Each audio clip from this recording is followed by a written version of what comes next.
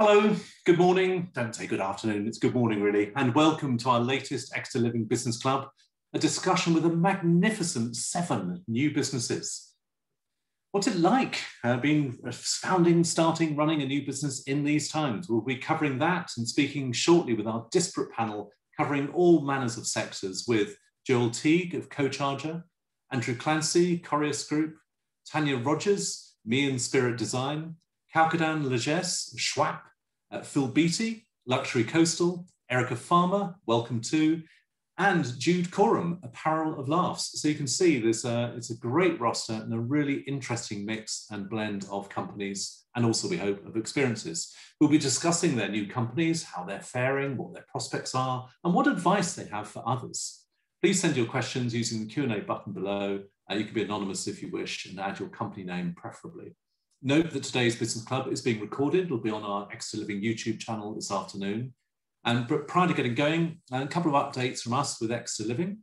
Look out for our next Exeter Living Business Club. It's about events, all different types of events, from arts to foods to multiple different areas. That's coming up on May 17th, ahead of those events coming back into the city of Exeter over the summer and into the autumn. So we think that'll be fascinating as another sort of barometer, even a harbinger of the business in the city starting up once again. Please also get in touch for our Exeter Living Business Surgeries. These are different. These are bespoke deep dive sessions showcasing companies' expertise through discussion. Please talk to us about how you might be involved. Because to be honest, we can all do with advice and yeah, new business. And the business surgeries will be continuing in the future as virtual events. And we also hope that they have enduring value via our YouTube channel. Different thing, Crumbs Takeaway. It's our virtual conference for the hospitality sector. It's coming up next Monday, so pretty quickly, April 19th, 10 a.m. as part of our awards-winning Crumbs brand. It's shaping up really well. We've got some great speakers, excellent participants, some interesting keynotes, panel sessions, practical insights, and also, frankly, some truly heartwarming tales of the good that people do, how hospitality businesses have responded to support others during the pandemic. If you're in hospitality, please do join. If you supply the sector and want to show your support, raise your profile, then yeah, let's talk. Exeter Living Awards. These will be back in real life. It was the Exeter Living Awards were the last physical actual event which we as a business ran in March last year. Just got through prior to lockdown. They're coming back. We put them back to September 2nd at Exeter University's Great Hall. The nominations are closing next month, so that's 20th of May, so 5 weeks or so. Please do consider putting yourself forward. You could think of it this way. You could nominate for your teams, for your business, but also for you as business leaders. It's free and there's great profile for all of our finalists, let alone our winners. And we're running a new thing, which is on May 26th, Grand Reveal. And it is a bit of a grand reveal. All of the finalists will be revealed live on a similar event like this, a Zoom event for each category, and then live also on social media and on the awards site. It's sort of more drama around the awards.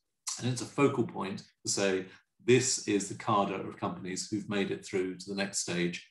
And then, of course, to be judged by our independent panel of judges. That grand reveal, which will be an interesting event in its own right, is available for sponsorship. So please do get in touch for more information if you're interested.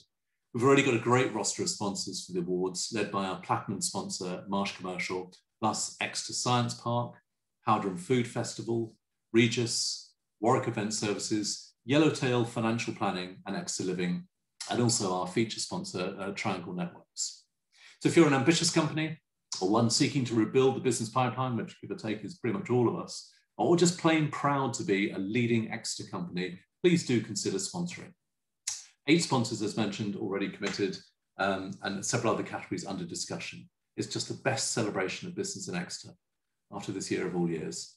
The long-awaited Exeter Property Awards, we were due, can't remember when, but we were due to launch those last year. Obviously, it's put them back again, but we'll be running in real life at Sandy Park on 19th of November. They're the 4th in a series of property awards, which we run in Bristol, Cardiff, Bath, and now Exeter. There's months of marketing, and it's a lunchtime and afternoon event, just the biggest gathering of property and pro services companies that there will have been in the city. And yeah, sponsorships are available there. Now, one more thing. We've been thinking about our events and how we capture the spirit of the age and focus on key areas of growth. And the one that we think is an absolute standout area are entrepreneurs. Entrepreneurs are central to the city's development. So we are launching EntreConf. New ways of looking at the world, new business models, new services, products, jobs, and new opportunities for advisors, investors, financial companies, lawyers, academic institutions, marketing agencies, and so much more. It's the Entrepreneurs Conference because the future is unwritten. Virtual this year on July 1st, real life dinner in the autumn, and a full-blown real-life conference in 2022, pitched at startups, scale-ups. Some may even be those much wished-for future-corns, the breakout big value players in years to come. It'll give profound insight and valuable inspiration. It'll help catalyze partnerships, connect all parts of the value chain, and it will celebrate the special contribution of entrepreneurs. And we are absolutely thrilled with the response from a handful of briefings so far. It's quite clear that entrepreneurs generate excitement as well as opportunity, and that many will benefit from peer support. So there we are. The site for that will be launching shortly, with any luck even this afternoon, if not then tomorrow. Full-on comms will be powering out shortly. And please talk to us, talk to our teams about options to be involved, from speaking to sponsoring. That phrase, because the future is unwritten, and it's up to all of us to give it a proper go. Exeter Living, of course, at the heart of all of this that we do in Exeter is Exeter Living magazine. We're really, really proud to publish a magazine that celebrates the very best of this incredible city, issue in, issue out. And we're also, frankly, proud, but also touched by the support we've had from the businesses and people of Exeter during these times. So thank you. Let's do this. Let's bring forward our new business speakers, from business services to creatives to just a whole load of different areas. Let's welcome our panel. Joel Teague, CEO of and founder of Co-Charger, the electric charge company. Erica Farmer, founder of digital learning and development consultancy Welcome To. Andrew Clancy, Group MD of construction consultancy Corrius Group. Tanya Rogers, founder of Me and Spirit Design Studio. Kalkadan Leges, founder of digital resale platform Schwap. Schwap or Schwap? Schwap. Schwap, probably. Phil Beattie, MD of regional holiday breaks company Luxury Coastal. And Jude Coram, owner and designer of British retro shirts and gifts company Apparel of Laughs. How are we all this morning? How are we doing? Great. We're all happy, positive, entrepreneur, startup, founder. Absolutely, Greg, absolutely.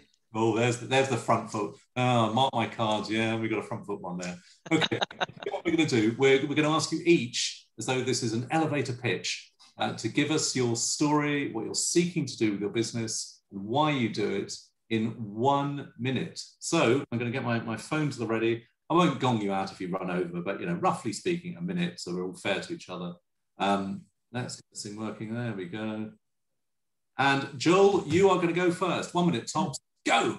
Okay, so Co-Charger, it's all about electric vehicles. As we're all aware, the transition is underway, and 99% of people who've tried electric and fuel vehicles prefer the electric. There's a stat for you to start with. So this is all very well, but it's a very different proposition depending on whether you have a driveway or somewhere to put a charger at home. If you don't, it is a bit of a big blocker, because the costs, the reliability, the practicality is wonderful if you can just plug the thing in and go to bed. But if you can't have a charger at home, that can be an issue. So Co-Charger is a community charging platform and app, very simple one that enables somebody who does have a charger, whether that's an individual with a charger in their driveway or a company with one in the car park, to rent that out to the people who live nearby on a regular basis. So those people have somewhere near their home where they can plug in and just go to bed and have their car charged overnight. And that is what enables those people to switch from a petrol or diesel vehicle to an electric vehicle. And that's very good. I reckon that's about 65 seconds. So let me give you a supplementary, because just in case people don't fully understand the business model. If someone were to use a charger I had, how do you know that the charge of that electricity is going to be borne by them? And also, what does it cost? How do I get benefit of renting it out? Roughly. Okay, so yeah, if you've got your charger, the main thing to realise is you paid for that charger. So it's important that you rent that charger out. It's not just the electricity that goes into it. When you create a host profile on the app, you say, right, it's this much per hour to use the charger, and the app knows what speed of charger it is. The app also knows with the chargee which car they have, the size of the battery, and the app does all the calculations to work out, okay, it started at 26% and it ran overnight, therefore it ran for 4.5 hours, that's £9.26 or whatever it works out at. It's pretty cheap. A host can make over £1,000 a year renting their charge out, which is lovely. A chargee is probably still going to pay less than £500 a year to fuel their car for average miles, which is pretty good. And yeah, it's all really nice and simple and easy, and it does weekly bookings, so you just know it's my night, I'll go to Trevor's house and plug in, doink, go to bed. Nice stuff. What we'll do, by the way, on the follow-up email and in our comms about this, we'll give links to each of your sites, so if people are interested in whichever of your offerings there are, they will beat a path to your door. Next up, thanks Joel, next up we're going to go to Erica. 1 minute starting with you now. Thanks, Greg. Erica Farmer, welcome to Learning Limited. After 20 years in corporate learning and development, working for companies like Virgin, British Gas, Specsavers, LV, lucky enough to be based in the West Country, just north of Exeter and Cullompton, I decided to set up my own digital learning consultancy, just at the point where lockdown was coming in and everybody decided to work from home. So right time, right place, or was it just a bit of good foresight? I don't know, you decide. We work with companies to digitize through an interactive, engaging format. They're working from home, they're digital learning, their teams, their meeting, their workforce engagement through platforms such as Teams and Zoom that we're on today. We know, we're coming towards the end of lockdown, but actually a recent HSBC survey still tells us that 85% of the workforce wants a blended opportunity to either work from home or to work through a remote solution such as Teams or Zoom. So this kind of flexible digital way of working, consuming learning, interaction and engagement is not going away. We know that people want the choice to be able to work around their kids, the school run, a second job, or time with the family, and being able to design and deliver interactive online learning as we do is what we think is the way forward. So that's what we do at Welcome To. Enough already. That was very energetic and detailed, so thank you for that. One question for you. In brief, without perhaps the detail, give us how you make money from that process. Do you charge out on a project basis, on an hour basis, per person? How does the model work? Yeah, great question. So it's usually just understanding what the requirements of the client is and then creating a bespoke solution around that. Typically tends to be project based, so we need to understand what the outcomes are, what they're looking for, and then we'll come back to with the solution which is kind of costed around that. Right. Good. We're reverting to that. And by the way, we'll also send a link out. We've got a session tomorrow. It's in some other city called Bristol, but don't mention that. But it's specifically about hybrid working. And it's with a company called Data Sharp. And it's, I mean, all businesses, as you've touched on, Erica, just now, all businesses, one way or another, are figuring out that working from home, working from anywhere, working in the office type of thing. And I think that's going to be a really interesting session tomorrow. Andrew, are you ready for your 60 seconds, sir? Yeah, I'll try and keep it quicker than 60 seconds. I'm not too good giving a sales pitch, but it's okay. Don't worry. Just tell us your story. Yeah, sure. So we're Chorus Group. So we're a construction and development consultancy based in Exeter.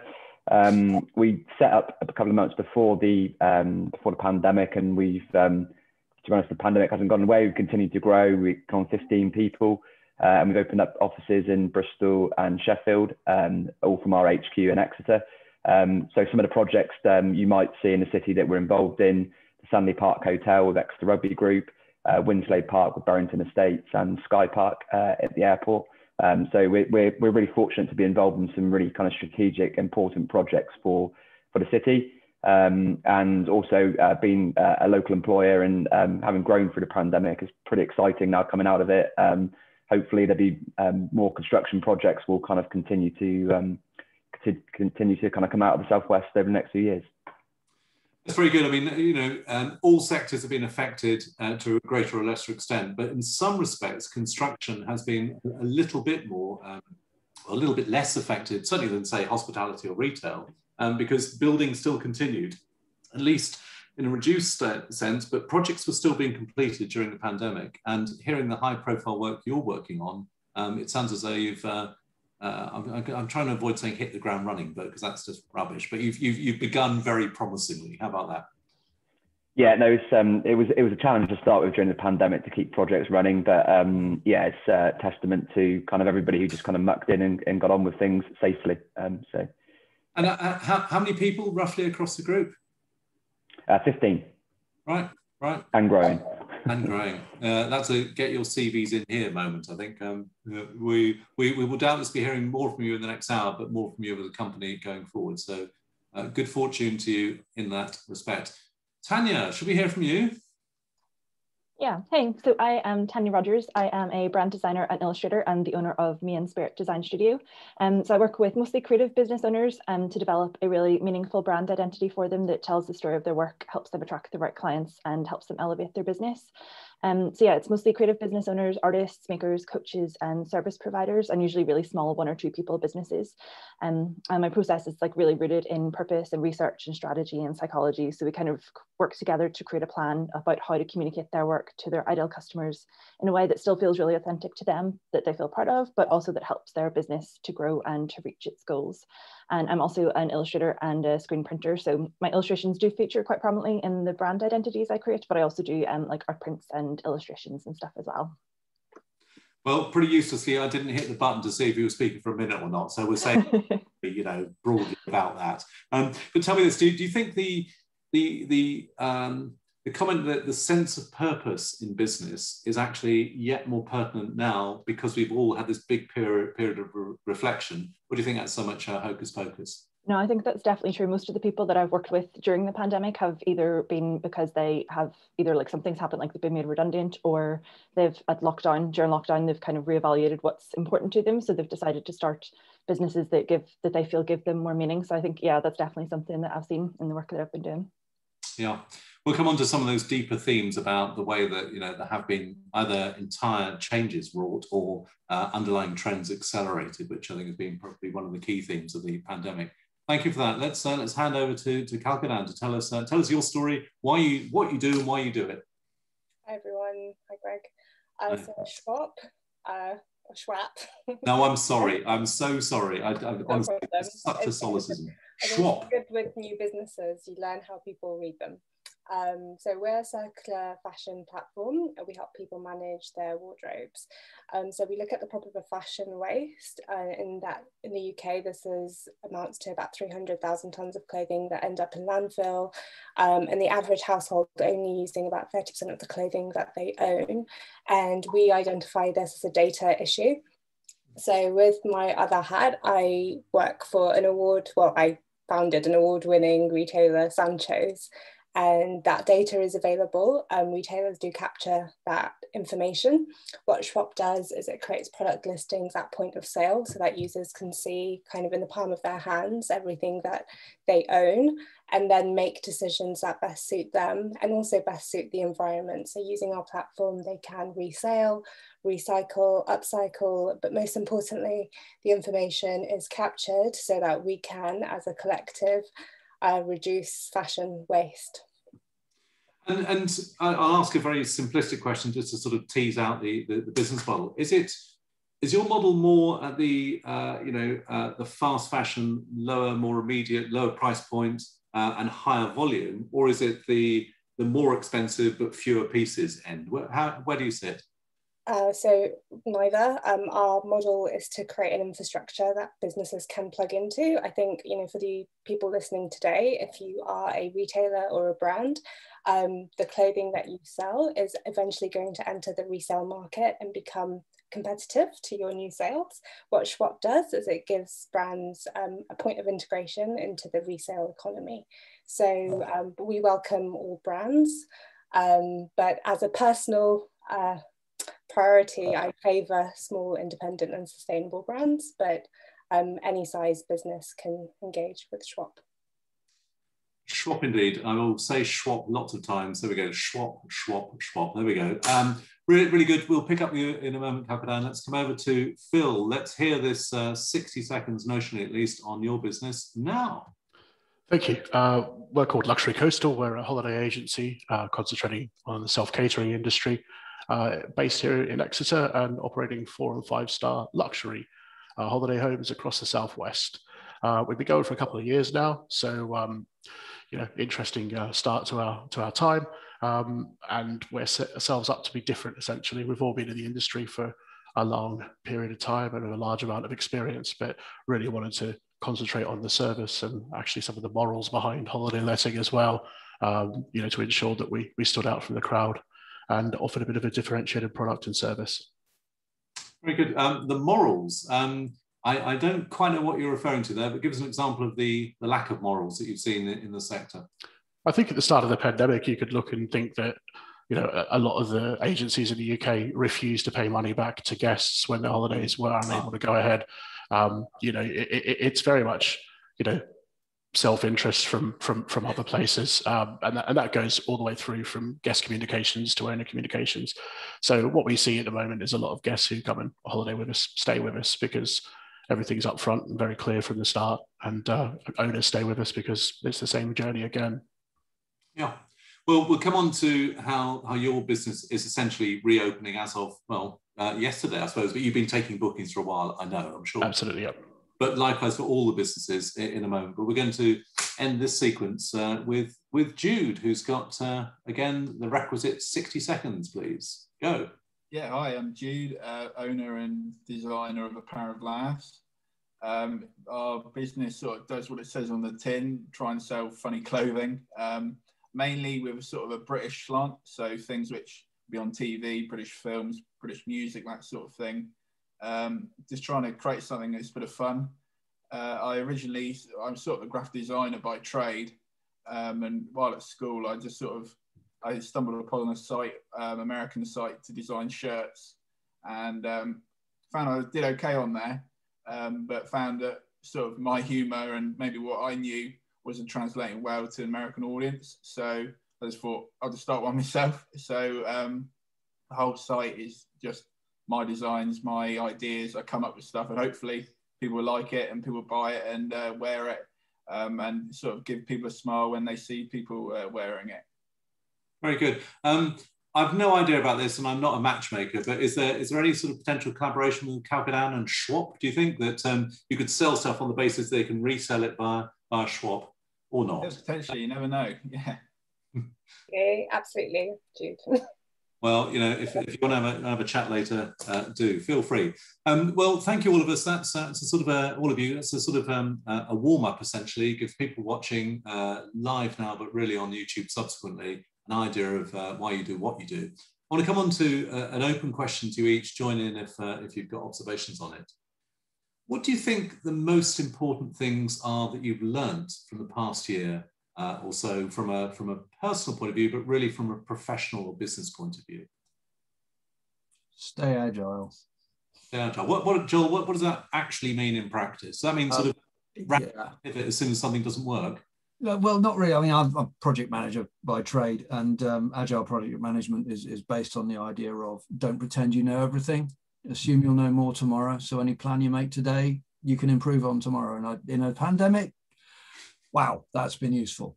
It's not just on the bad side, it's not just bad things that happen, the good opportunities that bring up that mean your optimum thing, the best things you can do that day might not be what you thought yesterday. Yeah, stay agile. That flexibility, anyone in a new business, whatever your plan was, it will never go to plan. So you always have to keep that flexibility, but never more so in the last 12 months. Other thoughts? What have you learned, particularly during this time? I'll come in on one. I think that I think everyone's surprised to see how much government involvement there has been in the economy the past year. I think it's really opened my eyes to alternative sources of funding, understanding government contract, understanding the ability to kind of drive public spending in the private market. And yeah, like we've never seen before. And I'm really interested to see how this continues post-pandemic as well. Yeah, so big government is back, at least temporarily. It disappeared in '79 and it's back now. Who knew? Governments can be effective. sometimes. Not going to get into the politics of it. What else we learned? I think from my perspective, and it's kind of the reason behind the name Chorus is chorus when you say it how it should be said. It's about the people, and you're only as good as the people that you have around you. And something that we're really passionate about is looking after our staff, and people's priorities have certainly changed over the last 12 months. You know, whether it's flexible working and so on, but you know, people aren't necessarily worried about a salary as a be all and end all at the moment. It's about other benefits and how you can look after people. So that's something we're trying to kind of focus ourselves on. And you know, as we move out of the pandemic, I think that's something that people are going to focus a lot more on. So trying to attract and retain the best staff isn't going to be just about salaries in the future. It certainly has been an incredible learning period for us all. We've, whether individually or family groups or particularly businesses, we've all been stress tested as never before. So at least in theory, that which doesn't kill us makes us stronger. Do we believe that? Anyway, that's what we want to cling to, those sort of beliefs. Tell us about this. How have you modified your sort of near-term plans for 21 and then into 22 as a result of this experience?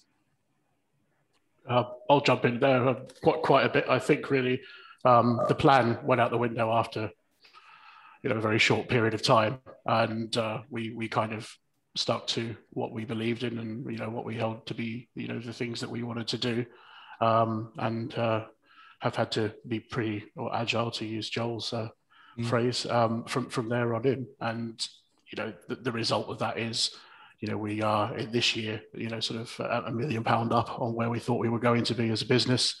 We've got a high retention rate of guests, which for a young business is very unusual. So, you know, I think the people have responded exceptionally well to a different approach and to a hassle-free approach, which, you know, makes all of us very proud. Cool. Any other you know, radical shifts or how you're viewing the near term, let alone into next year with your businesses now? Yeah, so we've actually, I say we, Welcome to has suddenly got a second business partner and become a different business as well. So Welcome to is shortly becoming Quantum Rise Talent Group, where I'm coming together with other individuals in the sector, because together is stronger.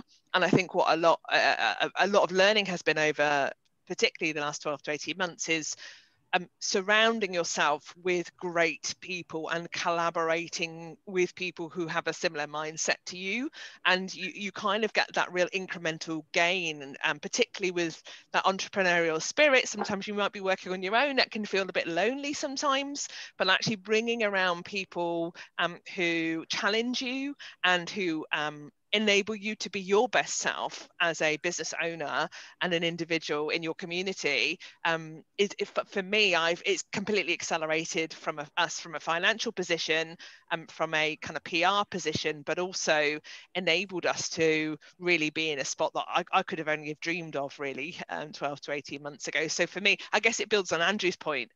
It's the people around you that make the success and enable you to be a great entrepreneur and business leader and help to achieve your dream, really. So that would be kind of a big thing for us over the last 12 months.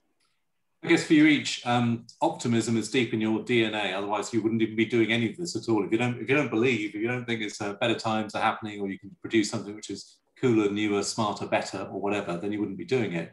But business owners, new business owners, often say that starting a business is the hardest thing they've ever done, and nearly always harder than they'd expected.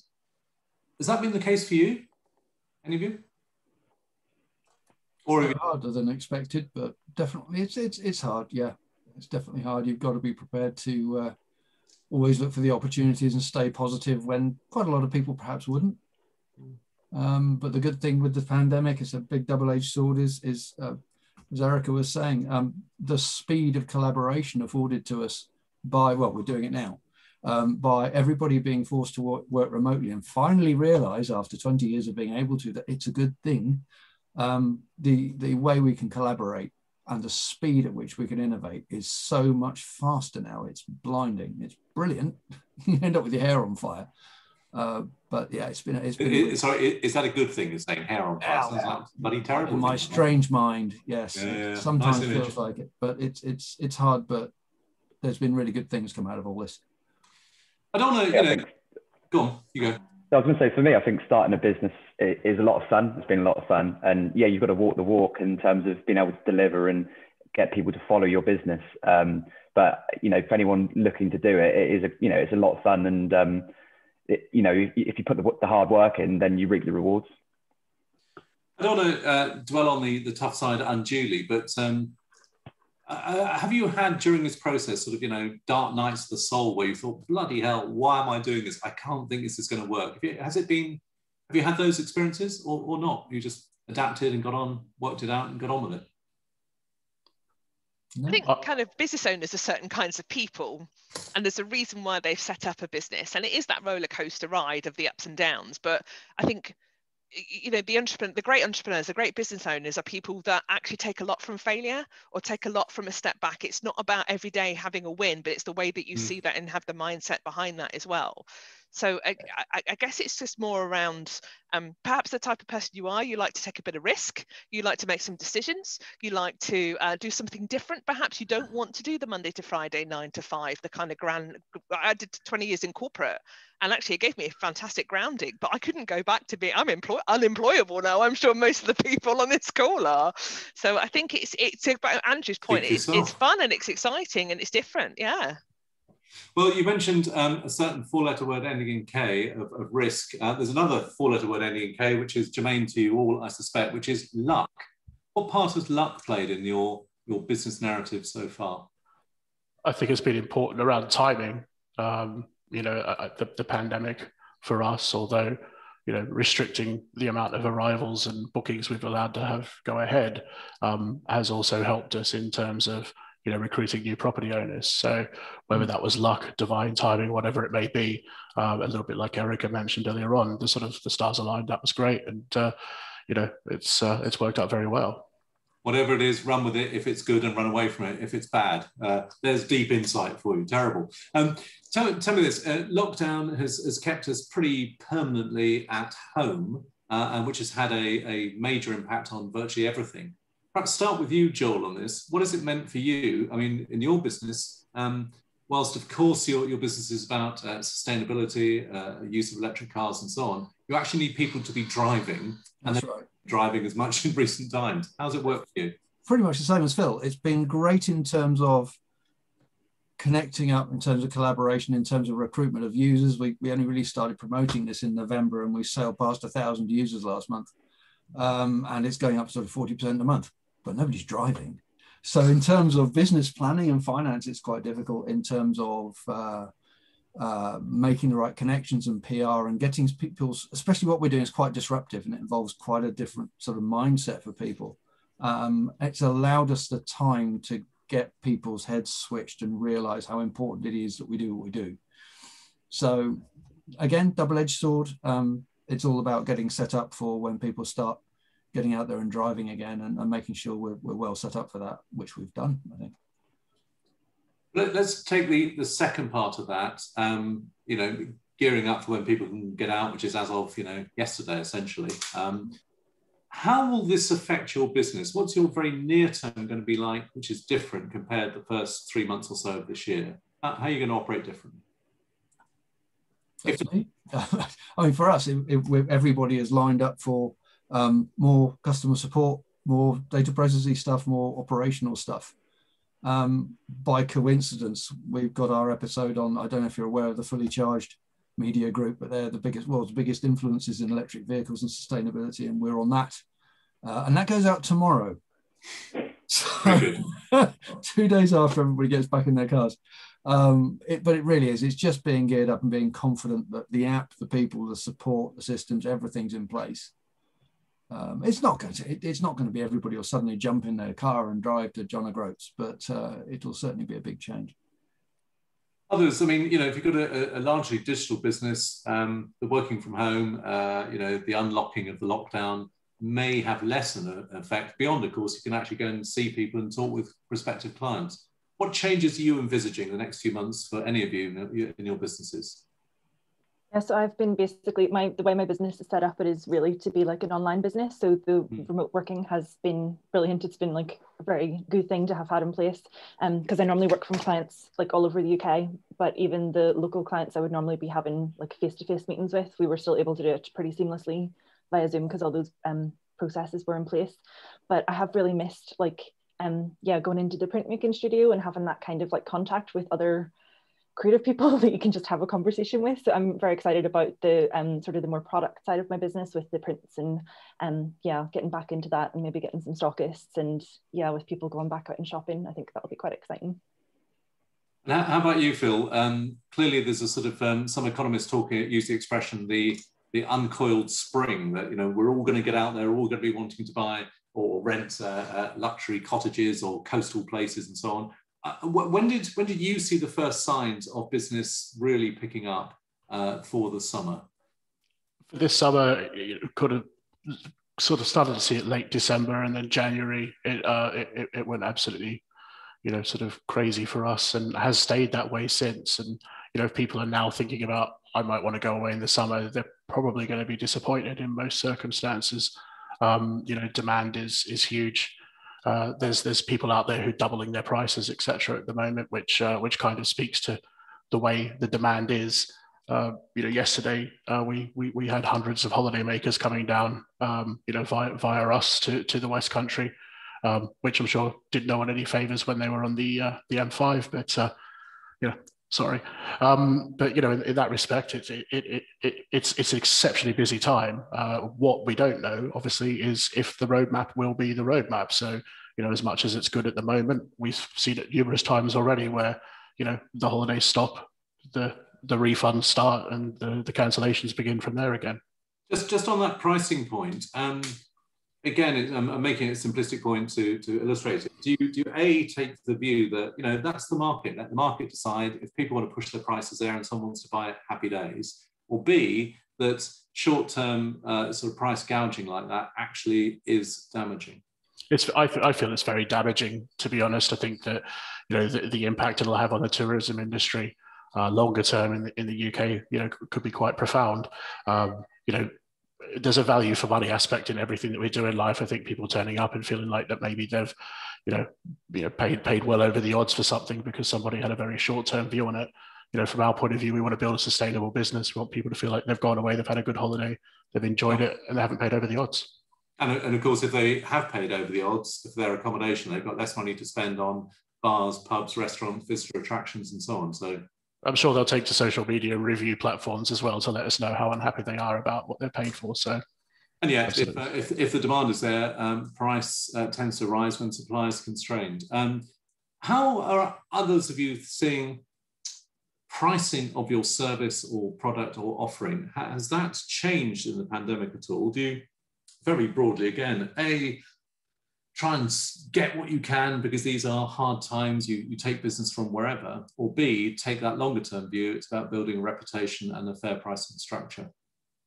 I've taken a pretty mixed approach. So I've kind of kept most of my pricing pretty similar, but there have been a few sort of situations where there's been a business that I really genuinely want to help get off the ground. So I've kind of come up with like a custom plan that kind of like takes away some of the bits so it's more affordable for them. So it's kind of been that kind of mixed bag, like keeping like my services at their full level, but also then coming up with ways that I can help people that need it for a price that they can afford as well. So I think, it's kind of a bit of a mixed approach.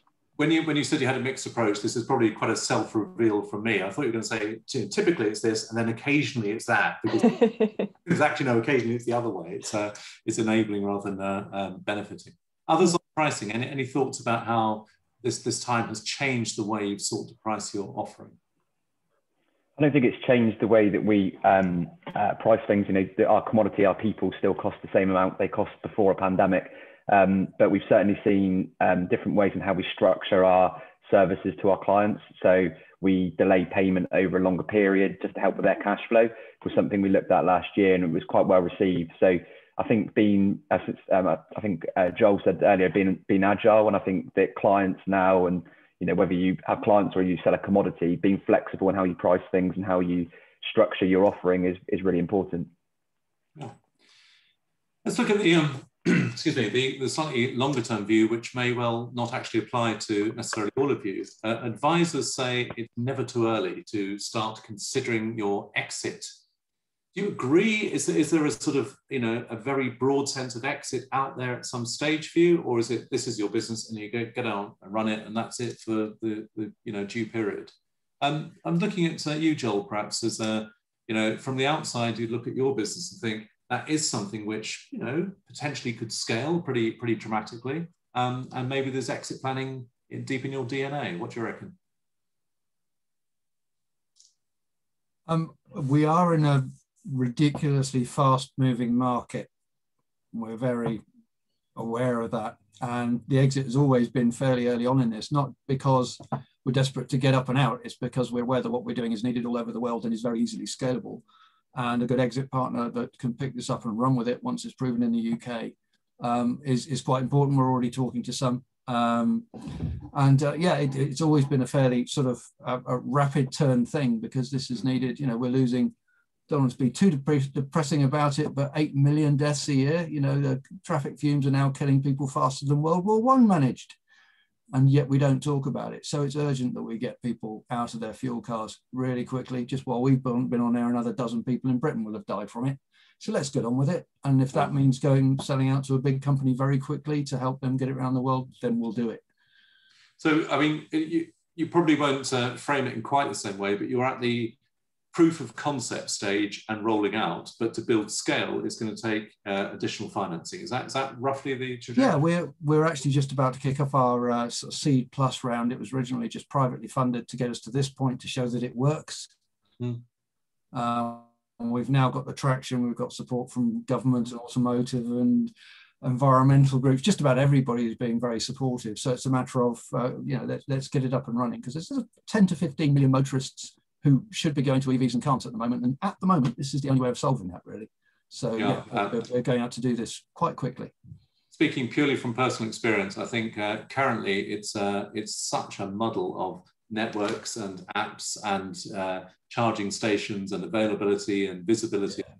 There's also modify over time, of course. I'm talking about the publicly available ones. Yeah, there's also a big misunderstanding over what matters, because I think people still think in terms of fueling cars, and it's nothing like that. It's like charging your phone. You don't do that while you're out and about, you do it at home. So while public chargers are important, they don't really move the needle much. It's about getting people, you need to be able to charge while you're at home. And that's the important thing first. Public chargers, it is a mess. I can tell you, I'm on the board of the people that are trying to sort that out, and it is being done quite quickly. One trust, one faith in logic, ultimately trumping that form of entrepreneurialism. Tell me, anyone else, if you want to surprise your colleagues or your family by saying, yeah, actually, we're thinking of selling at some point. Anyone else on a trajectory of exit at some stage? I think any good business coach will tell a business owner or work with an entrepreneur to see the end in mind. Whether that's 5 years, 10 years, what are those goals, planning, having those regular conversations to make sure the mindset's in the right space. So, we're definitely talking about what our 5-year plan is, and whether that's acquisition or sale, whether we can, the business partners turn up for the monthly board meeting, and that's quite a nice position to be in, and then the business runs itself. So you've got to start thinking about what's our foundation, what's our automation, how is it easy for clients to onboard? What does it look like onboarding your team or your associate partners? And if you build that from the foundation, you're building towards success, really. So although the end in mind is really important, whatever that is, acquisition, sale, merger, retirement, etc., actually, it's not just thinking about that kind of 5 years off. It's thinking about what am I doing today that's going to enable me to reach that goal. So we're currently in that kind of automation build process. What's our SOPs? What's our processes? If I stepped out the business tomorrow, could someone step in and run the business on my behalf? So it's kind of thinking about that stuff all the time, really, as well. I admire the boldness of having even thinking or even using the phrase 5-year plan in current times. I want to come to a more immediate point about planning.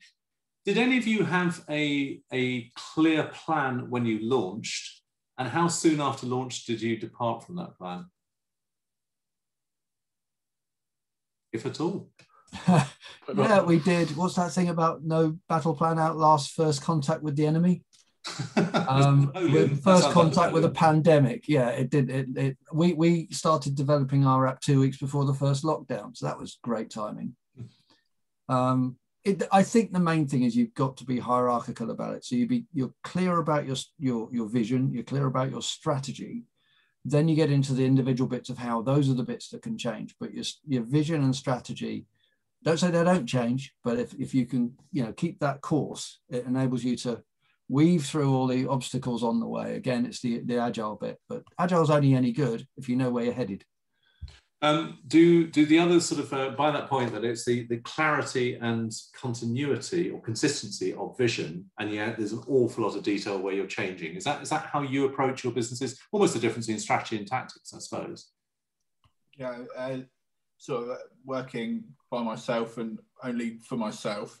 I think you can get away with stuff more in some ways. You can feel like, if you plan something and it doesn't quite work out, you think, right, chalk that up to, and then crack on. When you're working with others, it's a lot harder to follow a plan and get it through without sort of upsetting people and things like that. So working out as just with yourself, I found that things haven't gone quite to plan, but because it's only me who's sort of trying to work it out, it's not the end of the world. Yeah, you can be the hero in your own story, particularly if you're the only person in that story, I suppose. So whatever you do will be right. That's the joy of working on your own. Yeah.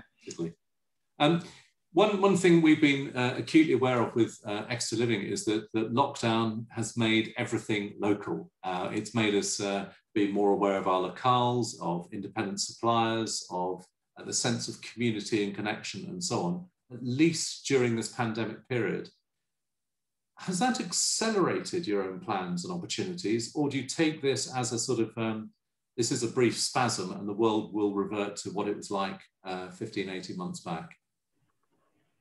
We've actually seen that as a bit of an opportunity that the government in particular have, driving an SME and buy local approach to the authorities and local authorities. So we've taken it as an opportunity to expand. So we've opened 2 new offices during that point in time because you need local people who understand the local area, certainly from our side of things. So, we've used it as an opportunity to kind of expand.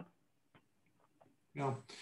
And what about the sense of sort of enduring change that, lockdown, pandemic, whatever, has accelerated underlying changes? But do you think this potential move to more thoughtful collective values, they will endure? Let's hope so. Some of the things that we're starting to see now is rather than people just going from one thing to another, not considering, themselves, mental health, the climate change crisis and things like that are coming.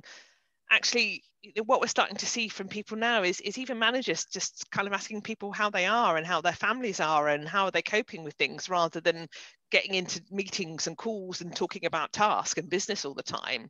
So they're starting to see a lot more, I think, consideration, particularly in this kind of remote working, understanding, but people have choice and they want to make an impact and they want to understand, the different generations coming through that are considered in different ways. I think it's opened everybody's eyes. If it's electric cars, and by the way, I've just ordered my electric car, so Joel, I'll be knocking on your door for sure. You two can talk. Yeah.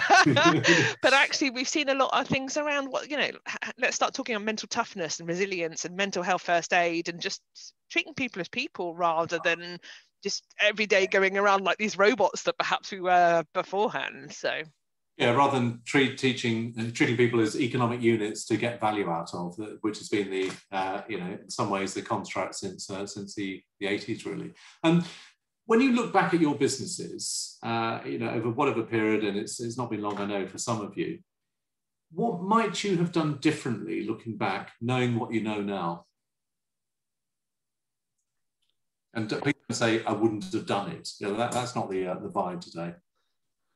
I think maybe when the first lockdown happened, actually being more optimistic about what the future held. I think at that point we kind of went into a very sort of, well, not negative, but sort of protective mind frame, where we decided that actually what we needed to do was just protect everything we had and slowly build. There were some core bits that we kept coming back to and trying to make sure that we didn't lose sight of. But generally, I look back now and think actually there's probably an even bigger opportunity for us to, more aggressively grow our business. So there's maybe at that point the slight bit of fear that we had, very much clouded our sort of thought process on how we could approach things differently.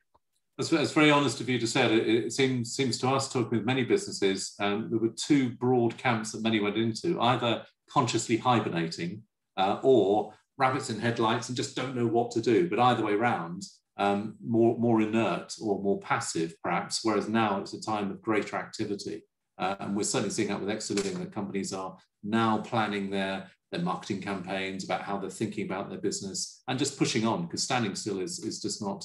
It's not an option now. The world is changing again. How about anyone else? What other sort of looking back, you think, well, actually, I do wish we'd done X rather than Y. Any of those experiences? I think there aren't any. I think you're all very happy with what you've done at every single stage, always. There you go. So tell me this. When you look out at the vista for the rest of this year, the remaining, whatever it is, 7-8 months or some such, and into 22, how are you viewing that time from your business's point of view and the Exeter area's point of view? Are you fundamentally optimistic, cautious? What's your take? Definitely optimistic. I think Exeter needs to step up a little in terms of more people like Erica ordering an EV would be nice.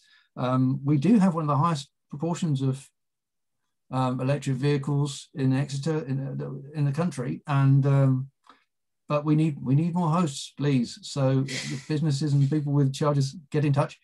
But I am optimistic. I think the reason we started, yes, the reason we started this in Devon, apart from me being in Devon, is that it's got this fantastic culture that fits perfectly with this post-pandemic world that we hope to continue. We're naturally a collaborative, pleasant, positive lot, and for that reason, I think that we're coming out into a good place.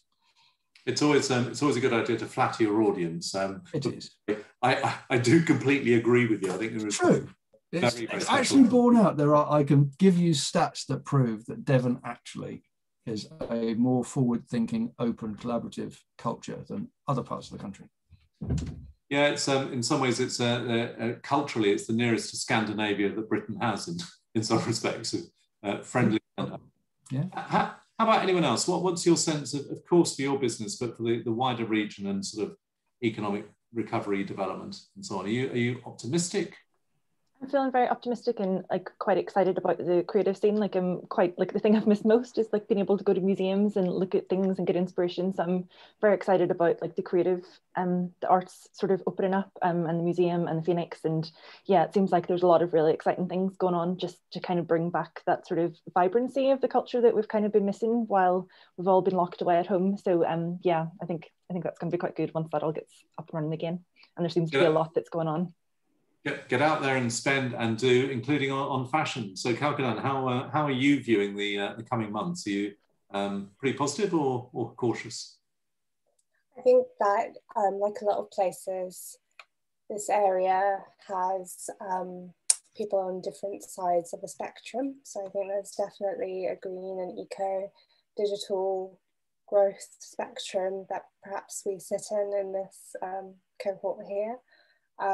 I feel really optimistic for us. I think we're going to see a lot of success. I mean, my businesses are doing very well, but I am very cautious for the people who sit on the other side of the spectrum who perhaps haven't had the same ability to kind of be as flexible this past year that we've enjoyed.